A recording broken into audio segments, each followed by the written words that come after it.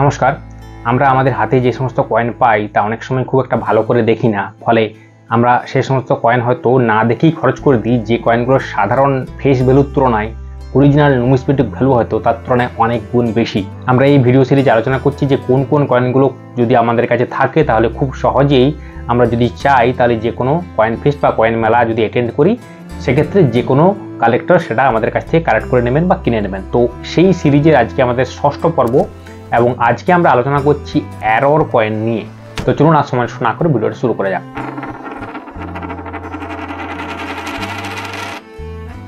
প্রথমেই বলি, error coin মানেই হচ্ছে যেমনটা বুঝতেই পারছেন যে কয়েন তৈরির সময় বিভিন্ন রকমের যে ভুল ভ্রান্তি ঘটে যায়, সেটা মেশিন কর্তৃক ঘটুক বা মানুষ কর্তৃক ঘটুক, যাই ঘটুক না কেন, তো সেই ভুল ভ্রান্তির ফলে বিভিন্ন রকমের ভুল রয়ে যায় কয়েন একটা ছাপাইবার সময়। তো একদম প্রথমেই আরেকবার যারা এখনো পর্যন্ত আমাদের অন্যান্য ভিডিওগুলো দেখেন না তাদের জন্য বলে দিচ্ছি যে একটা কয়েনের দুটো পিঠ থাকে, একটা আমরা জানি আমরা হেড এবং টেল বলি। এক্ষেত্রে আমাদের হেড সাইড ডেকে আমরা বলি অবভার্স এবং টেল সাইড ডেকে আমরা বলি রিভার্স। তো এটা দুটো আলাদা আলাদা ডাই ব্যবহার করা হয় এবং সেই দুটো ডাই মাঝখানে একটা প্ল্যানচেট, অর্থাৎ মাঝখানে এরকম একটা মেটালের সিট, জাস্ট প্লেন মেটাল দেওয়া হয় এবং দুটো ডাই একসাথে প্রেস করে একটা কিন্তু কয়েন আলটিমেটলি তৈরি হয়। আগে কিন্তু এগুলো ম্যানুয়াল মেশিন ছিল, এখন সব অটোমেটেড মেশিনে হয়, কিন্তু মূল যে এর যে বিষয়টা, মূল যে ভিত্তিটা সেটা কিন্তু এখনো পর্যন্ত একই আছে। প্রসেসটা এই জন্যই বললাম কারণ যে সমস্ত এররগুলোর কথা আজকে আমরা বলবো, প্রায় 15-16 খানা এরর আমরা কভার করবো এই ভিডিওতে। তো সেই এররগুলো মূলত এই পুরো প্রসেসের মধ্যেই হয়ে থাকে। যেমন ধরুন আমাদের আজকে যে প্রথম ধরনের এরর কয়েনগুলোর কথা আমরা বলছি সেগুলো হচ্ছে এই ধরনের ম্যাড এরর যুক্ত কয়েন, অর্থাৎ এগুলোকে বলা হয় মিস অ্যালাইন ডাই। যেমনটা বলছিলাম যে একটা কি না মাঝখানের প্ল্যানচেটের দুটো ডাই দুদিক থেকে প্রেস করা হয় এবং সেই ডাই এবং বা প্ল্যানচেট যদি একদম সমানভাবে অ্যালাইন না হয় তাহলে যেটা হবে না, স্বাভাবিকভাবেই রিভার্স বা অবভার্স কোনো একটা সাইড একটু সাইডে সরে যাবে।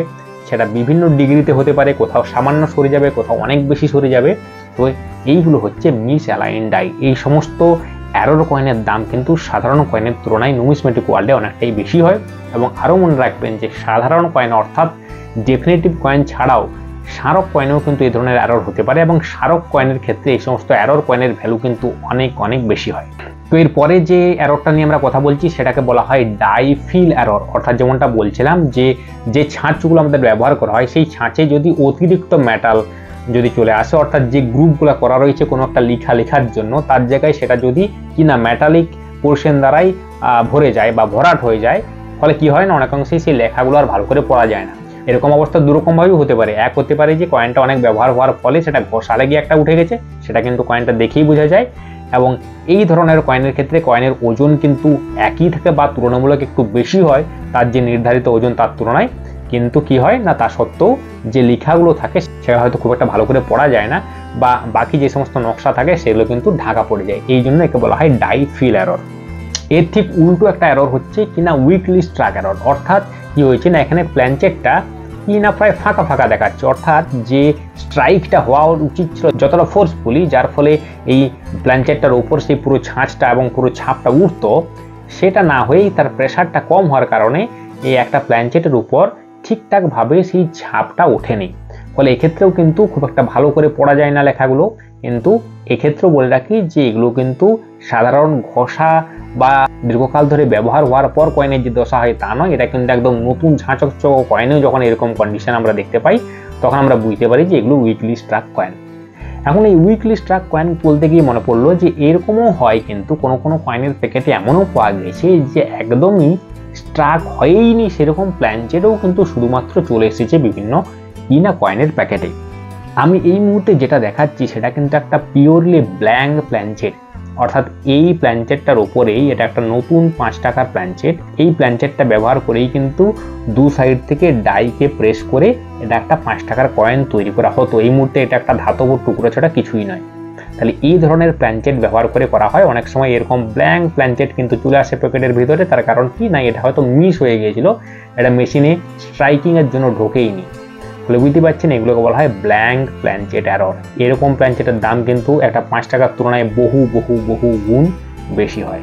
এরপরে যে ধরনের এরর হয় সেটা হচ্ছে কি না যে প্রসেসটার কথা আমরা বলছিলাম যে যেভাবে ডাইগুলো স্ট্রাইক হয় সেই স্ট্রাইক যদি দুবার হয়ে যায়, অর্থাৎ একই প্ল্যানচেটের উপর পরপর দুবার যদি স্ট্রাইক হয়ে যায় তখন সেটাকে আমরা ডবল স্ট্রাইক বলি।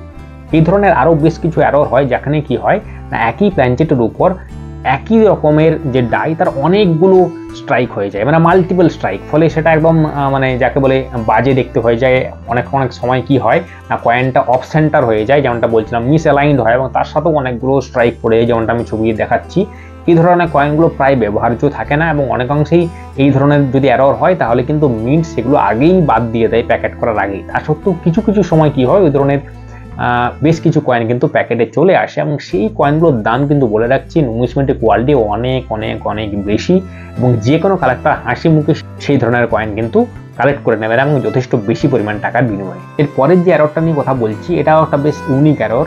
এতে কি হয় যেমনটা বলছিলাম যে ওই প্ল্যানচেট এবং তার উপরে যে ডাইটা প্রেস করা হয় তার ফলে তৈরি হয় যে কয়েনটা, এই সময় যদি মাঝখানে কিছু ঢুকে যায়, মানে ধরুন মাঝখানে একটা কাপড়ের টুকরো ঢুকে গেল বা কোনোরকমভাবে কোনো একটা পাতলা কিছু জিনিস তার মধ্যে দিয়ে চলে গেল, ফলে এটা কি হয় না মাঝখানে সেই জিনিসটা একদম স্ট্রাক থ্রু হয়ে যায়। এই জন্য এটাকে বলা হয় যে স্ট্রাক থ্রু এরর। এই ধরনের কয়েনেরও কিন্তু ভ্যালু যথেষ্ট বেশি নুমিসমেটিক ওয়ার্ল্ডে, এবং যে কোনো কালেক্টর যে কোনো কয়েন পেস্টে কিন্তু কালেক্ট করে নেবেন। এরপর যে দুটো এরর নিয়ে আমরা কথা বলবো সেটা হচ্ছে একটা হচ্ছে ডাই ক্র্যাক এরর। এই ডাই ক্র্যাক এররটা হলো কি না মূলত এটা যে হিট তার যে উঠানামা বা হিটের যে তারতম্যের ফলেই হয় যে এই মেটালটা অনেক সময় কি হয় না ক্র্যাক করে যায়, এই জন্য আমরা এটাকে ডাই ক্র্যাক বলি। এবং সেই ক্র্যাকটা যদি সরু ফাটলের মতো হয়ে থেকে যায় বা যে ডাইটা সেইটা ফেটে যায়, ফলে একটা পুরো রেখার মতো যেমনটা আমি ছবিতে দেখিয়ে দিচ্ছি এরকম কিন্তু অবয়ব ধারণ করে। এই ধরনের এররগুলোকে আমরা ডাই ক্র্যাক এরর বলি। এবং ডাই ক্র্যাক এরর বিশেষ যদি কোনো ধরুন দুষ্প্রাপ্য কয়েনের মধ্যে হয়ে থাকে তাহলে কিন্তু তার দাম আরও বাড়িয়ে দেয়। সেম আরেকটা প্রায় একই ধরনের এরর হচ্ছে তাকে বলা হয় ল্যামিনেশন এরর, অর্থাৎ এই যে উপরিভাগ বা একদম যে কয়েনের উপরিভাগ যে অংশটা রয়েছে সেই জায়গাটা যদি ঠিকঠাক একদম প্লেন না হয়, এই জায়গাটাতে কি হলো না কোনোভাবে একটু মেটাল উপড়ে গেল, তার উপর দিয়েই কিন্তু ছাপা হয়ে গেল, এই যে এখানের মেটালটার ফিনিশিং যদি ঠিকঠাক না হয় তখন তাকে ল্যামিনেশন এরর বলা হয়। এরকম প্রচুর কয়েন আমরা হাতে পাই হয়তো যাতে এই ল্যামিনেশন এরর রয়েছে, এবং যদি এগুলো তুলনামূলক একটু রেয়ার কয়েনের মধ্যে হয় তাহলে কিন্তু তার সেই কয়েনটার দাম আরও অনেক বেশি বাড়িয়ে দেয়। এরপরে আসছে একটা সবচেয়ে কমন এররের কথাই, সেটা হচ্ছে বলা হয় আমরা বলি ঘোস্ট এরর। সেটা আসলে কি না যেমনটা বললাম যে রিভার্স ডাই এবং অবভার্স ডাই যে প্রেস করা হয়, তো তাতে কি হয় না অনেক সময় সেই প্রেসিংটা এত জোরে হয়ে যায় কোনো একটা সাইডে যে রিভার্স দিকটার যে ছাপ সেটা অবভার্স দিকেও চলে আসে বা অবভার্স দিকটার ছাপ রিভার্স দিকে চলে যায়। এরকম আমরা বহু কয়েনে দেখেছি, মূলত 10 টাকা বা 1 টাকার কয়েনে আমরা দেখি এদিকের যে অশোক স্তম্ভের ছাঁচটা সেটার ছাপ কিন্তু এই পিছন দিকে পর্যন্ত দেখতে পাওয়া যায়, মানে তার অবয়বটা পুরো একদম ফুটে ওঠে। এই ধরনেরগুলোকে আমরা নর্মালি কি বলি না ঘোস্ট এরর বলি। এবং এগুলো খুব ভ্যালুয়েবল না হলেও যদি যেমনটা বলছিলাম কোনো ভ্যালুয়েবল কয়েনে এই ধরনের এরর থেকে যায় তাহলে কিন্তু তার দাম কিন্তু আরও বহু অংশে বাড়িয়ে দেয়। তেমনি আরেকটা এরর হচ্ছে এটাকে বলা হয় সানব্রাস্ট এরর। এটাও মূলত অবভার্স বা রিভার্স ডাইয়ে হয়, যেটা আমরা নামটা থেকেই বুঝতে পারছি যে কি হয় না ডাইটা এমনভাবে তৈরি করে কয়েনটাকে যাতে একটা মনে হয় যেন সূর্যের রশ্মির কিরণ ছড়িয়ে দিচ্ছে, সানব্রাস্ট যেমনটা বলেই দিচ্ছে সেই সানব্রাস্ট এররের মতো হয়। এর ফলে কি হয় না যে আস্তে আস্তে যত আমরা রিমের দিকে যাব সেদিকটা আস্তে আস্তে ধোঁয়াশা একটা যাকে বলে আবঝাপঝা হয়ে ওঠে, যেন সূর্যের কিরণ যেভাবে ছড়িয়ে পড়ে সেরকম দেখতে হয়। যেমন আমি ছবিটা ভালো করে দেখিয়ে দিচ্ছি, এই ধরনের সানব্রাস্ট এরর কিন্তু 5 টাকার কয়েনে প্রচুর দেখতে পাওয়া যায়। এবং যদি সেগুলো যেমনটা বলেছিলাম 2004-এর হায়দ্রাবাদ মিন্টের কয়েন হয়ে যায় বা বেশ কিছু আরও যে 5 টাকার রেয়ার কয়েন রয়েছে তার মধ্যে যদি এই ধরনের সানব্রাস্ট এরর থাকে তাহলেও কিন্তু সেগুলো খুব ভ্যালুয়েবল কয়েন হিসেবে গণ্য হয়। এরপরের যে এররটা নিয়ে কথা বলছি এটা খুবই গুরুত্বপূর্ণ একটা এরর, এবং এটা হয়তো আমরা অনেকেই খেয়াল করি না, তবে আমি আজকে আপনাদেরকে দেখিয়ে দিচ্ছি। পরবর্তীকালে এই নিয়ে আর একটা বিস্তারিত ভিডিও অবশ্যই বানাবো। এই দেখুন এটা যদি আমার একটা নর্মাল 2 টাকার কয়েন হয় তাহলে এর যে ওরিয়েন্টেশন অর্থাৎ এই যেভাবে কয়েনটা থাকে সেটাকে যদি আমরা ঘোরাই তাহলে এই অশোক স্তম্ভের ঠিক পেছন দিকে একদম সোজাসুজিভাবে এর রূপিচিহ্ন এবং 2 এটা কিন্তু থাকবে। এখন হয় কি অনেক সময় এই যে অবভার্স ডাই এবং রিভার্স ডাই তাদের যে অ্যালাইনমেন্টটা সেটা শুধুমাত্র যে এদিক ওদিক হয়ে যায় তাই নয়, ক্লকওয়াইজ বা অ্যান্টি ক্লকওয়াইজ অ্যালাইনমেন্ট কিন্তু চেঞ্জ হতে পারে। অর্থাৎ যেমন ধরুন এই কয়েনটাতে কি হয়েছে যে এদিক থেকে স্পষ্ট দেখা যাচ্ছে যে 2 লেখা আছে, কিন্তু যদি আমরা ডাইটাকে দিকে ঘোরাই তাহলে দেখতে পাবেন যে এটা কিন্তু অশোক স্তম্ভটা হয়ে গেছে পুরো 90 ডিগ্রি অ্যাঙ্গেলে, অর্থাৎ এদিকটা ঘুরে গিয়েছে, ফলে এটাকে আমরা 3 o'clock এরর বলি। এটা কিন্তু এই ঘড়ির কাঁটা যে কোনো অ্যাঙ্গেলেই হতে পারে এবং এই অনুযায়ী এদেরকে 1 o'clock থেকে 11 o'clock পর্যন্ত আলাদা আলাদা এরর বলা যেতে পারে। যেমন ধরুন এখানে আমি অলরেডি দেখাচ্ছি যে এটা একটা কি না সেম কয়েন, এটা যদি ঘুরিয়ে দিই তাহলে দেখবেন যে এটা টোটালি 180 ডিগ্রি উল্টো দিকে ঘুরিয়ে গিয়েছে, ফলে এটা হচ্ছে 6 o'clock এরর। এই ধরনের রোটেশন এরর যে কয়েনগুলো, এর দাম কিন্তু যথেষ্ট বেশি হয়, এবং যদি রেয়ার ইয়ারের বা রেয়ার কয়েনের মধ্যে হয় তাহলে তো আর কথাই নেই। এই ধরনের কয়েন যে কোনো কালেক্টর কিন্তু যদি আপনার কাছে থাকে, যে কোনো কয়েন ফেস্টে হাসি মুখে কালেক্ট করে নেবেন। ফলে আপনাদের কাছে যে সমস্ত কয়েনগুলো আছে সেগুলোকে জাস্ট এরকম করে ধরে একবার এইভাবে ঘুরিয়ে দেখবেন যে তাতে কোনো রোটেশন এরর আছে কি না। এরপরে যে এররটা নিয়ে আমরা কথা বলছি সেটা সম্ভবত এরর কয়েনের দুনিয়াতে সবচেয়ে দামি এরর, এবং সেই জন্যই এই সমস্ত এররকে বলা হয় লাকি এরর। এই ধরনের এররে কি হয় না, কোনো একটা কয়েনের যে অবভার্স ডাইটা সেটা হয়তো রয়েছে, কিন্তু রিভার্স ডাইটা শুধু ব্ল্যাঙ্ক নয়, সেই রিভার্স ডাইটা হয়তো উল্টোভাবে আছে। যেমনটা আমি ছবিতে দেখিয়ে দিচ্ছি যে অবভার্স ডাইটা তো রয়েছে, ধরুন অবভার্স ডাইটা এখানে অলরেডি স্ট্রাক আছে, এবং রিভার্সটা কি না ব্ল্যাঙ্ক নয়, অবভার্স ডাইটাই আবার উল্টোভাবে হয়ে আছে। এই ধরনের কে লাকি এরর বলা হয়। সেটা অবভার্স ডাইতেও হতে পারে, রিভার্স ডাইতেও হতে পারে, এবং মূলত 1 টাকার কয়েন এগুলো কিন্তু বেশি দেখতে পাওয়া যায়, অন্যান্য কয়েনের ক্ষেত্রেও কিন্তু এর দেখা মেলে। এবং এই ধরনের কয়েন কিন্তু প্রচুর রেয়ার, এবং আপনার কাছে যদি কোনোভাবে থাকে, খুব ভালো করে এই জন্য বলছি যে কয়েনগুলোকে দেখবেন।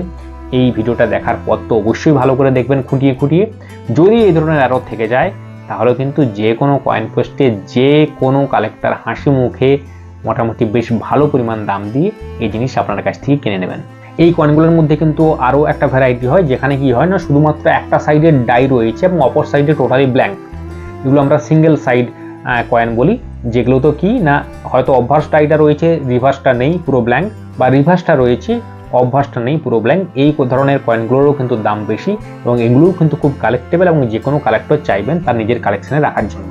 এরপর আসছি বেশ অন্যরকম আরেকটা এরর টাইপ নিয়ে, যেটাতে কি হয় না, ধরুন একটা 5 টাকার কয়েন, যেটার জন্য নির্দিষ্ট একটা 5 টাকার প্ল্যানচেট রয়েছে যাতে সেই 5 টাকাটা ছাপা হবে। এখন হলো কি না, ভুল করে সেই 5 টাকার প্ল্যানচেটে না ছেপে সিমিলার সাইজের প্রায় হয়তো কাছাকাছি হয়তো একটা 2 টাকার প্ল্যানচেটে ছাপা হয়ে গেল। এখন এটা মূলত সেই সমস্ত কয়েনের ক্ষেত্রে বেশি হয় যেগুলো একই ধরনের মেটালে তৈরি হয়। যেমন ধরুন এরকম সমস্যা 2 টাকার কয়েন বা 1 টাকার কয়েনের মধ্যেও দেখা যায়, যে 1 টাকার একটা কয়েন 2 টাকার প্ল্যানচেটে ছেপে গিয়েছে, বা 2 টাকার কয়েন 1 টাকার প্ল্যানচেটে ছেপে গিয়েছে। এই ধরনের যে এরর তাদেরকে আমরা বলি রং প্ল্যানচেট এরর। এগুলো কিন্তু প্রাচীন আমলে অ্যালুমিনিয়ামের কয়েনেও দেখা যেত, এবং পরবর্তীকালে স্টিলের কয়েনের মধ্যে কিন্তু প্রচুর দেখা যায়। মূলত 1 টাকা 2 টাকা বা 50 পয়সা 1 টাকা এই সমস্ত কয়েনের মধ্যে কিন্তু প্ল্যানচেটের অদল বদল হয়ে যাওয়ার ফলে এই ধরনের রং প্ল্যানচেট এরর তৈরি হয়, এবং এই সমস্ত কয়েনের দামও কিন্তু নুমিসমেটিক ওয়ার্ল্ডে যথেষ্ট বেশি। তবে যেমনটা বলছিলাম যে ওই একই ধরনের মেটালে হলে পর্যন্ত তাও ঠিক আছে, কিন্তু এমনও বেশ কিছু এরর হয় যাতে পুরো মেটাল কম্পোজিশনটাই চেঞ্জ হয়ে যায়। অর্থাৎ যে 5 টাকার কয়েনটা এরকম একটা নিকেল ব্রাশ প্ল্যানচেটে তৈরি হওয়ার কথা ছিল, সেটা যদি ভুল করে স্টিল প্ল্যানচেটে ছাপাই হয়ে যায়, বা যে 2 টাকাটার ছাপা হওয়ার কথা ছিল একটা স্টিল প্ল্যানচেটে, সেটা যদি ভুল করে একটা নিকেল ব্রাশ প্ল্যানচেটে ছাপা হয়ে যায়, বা একটা বাইমেটালিক প্ল্যানচেটে ছাপা হয়ে যায়, তখন তাদেরকে বলে OMS বা অফ মেটাল স্ট্রাইক। এই OMS কয়েনের দাম প্রচুর পরিমাণে বেশি হয়, এবং কোনো কোনো ক্ষেত্রে লক্ষাধিক টাকা পর্যন্ত হয়। এই সমস্ত OMS কয়েন নিয়ে বেশ কিছু ভিডিও কিন্তু আমাদের চ্যানেলে রয়েছে, পারলে সেগুলো আবার অবশ্যই দেখে নেবেন। এবং অবশ্যই এই নিয়ে আরও বিস্তারিত ভিডিও আমাদের চ্যানেলে আসবে, তাই চ্যানেলটা অবশ্যই সাবস্ক্রাইব করে রাখবেন, যাতে সেই ভিডিওটা আসা মাত্র আপনি অবশ্যই একটা নোটিফিকেশন পেয়ে যান। তাহলে বুঝতেই পারলেন যে আপাত দৃষ্টিতে সাধারণ মনে হলেও এই সমস্ত কয়েনের মধ্যে এরকম প্রচুর অসাধারণ আলাদা আলাদা বৈশিষ্ট্য রয়েছে, এবং এই সমস্ত বিভিন্ন ধরনের এরর বিভিন্ন কয়েনে পসিবল। আমাদের হাত পোস্টে হয়তো এরকম অনেক কয়েন বেরিয়ে গেছে যেগুলোতে এই ধরনের এরর ছিল। এছাড়াও এই সমস্ত এরর বাদ দিয়েও আরও টুকিটাকি ছোটোখাটো বেশ কিছু এরর আছে, যে কোথাও বলা হয় যে কার্ড এরর, মানে কোথাও একটু এক্সট্রা মেটাল রয়ে গিয়েছে, সেরকম এরর হতে পারে। কোথাও আবার একটু ওভারওয়েট বা আন্ডারওয়েট ইস্যু হয়। যেমন ধরুন এই যে 5 টাকার কয়েনটা রয়েছে, এটা একটা ওভারওয়েট একটা কয়েন, অর্থাৎ এই সাধারণ ওজন হওয়া উচিত ছিল 9 গ্রাম, কিন্তু এটা 10 গ্রামের কয়েন। এরকম কয়েনও পাওয়া যায় যে হওয়া উচিত ছিল 9 গ্রাম কিন্তু হচ্ছে 7 গ্রাম। ফলে এই যে ওভারওয়েট বা আন্ডারওয়েট এই সমস্ত কয়েনও কিন্তু অবশ্যই রেয়ার কয়েন, এবং এগুলোর দামও তুলনামূলক সাধারণ কয়েনের তুলনায় বেশি হয়। এছাড়াও আমরা বলেছি যে বেশ কিছু ম্যাগনেটিক কয়েন পাওয়া যায় 2 টাকার বা 5 টাকার বা 1 টাকার কয়েনে, যেগুলো তো কপার নিকেলের কয়েন হওয়ার কথা ছিল, কিন্তু তাতে শুধুমাত্র নিকেলে ছাপা হয়ে গেছে, ফলে সেগুলো ম্যাগনেটিক যে প্রপার্টি তা দেখায়, সেগুলোও যথেষ্ট রেয়ার কয়েন। এরকম প্রচুর কিন্তু এরর কয়েন ভ্যারাইটি রয়েছে, যেগুলো কিন্তু সাধারণ কয়েনের তুলনায় দামি, এবং যে কোনো কালেক্টর চাইলে আপনার কাছে থাকলে অবশ্যই কালেক্ট করে নেবেন। এর পরবর্তী এপিসোডে আমরা কিন্তু বিভিন্ন রকমের যে মিউল ভ্যারাইটি এবং ডাই ভ্যারাইটি কয়েনগুলো নিয়ে আলোচনা করব, তাই অবশ্যই চ্যানেলের সাথে থাকবেন। আর এই ভিডিওটা ভালো লাগলে অবশ্যই একটা লাইক করে দেবেন। আপনার কাছে এই সমস্ত যে এররগুলোর কথা বললাম তার মধ্যে কোন কোন এররের কয়েন রয়েছে এই মুহূর্তে নিজে কমেন্ট করে জানাতে ভুলবেন না। আর হ্যাঁ, অবশ্যই বন্ধু বান্ধবদের শেয়ার করতে ভুলবেন না।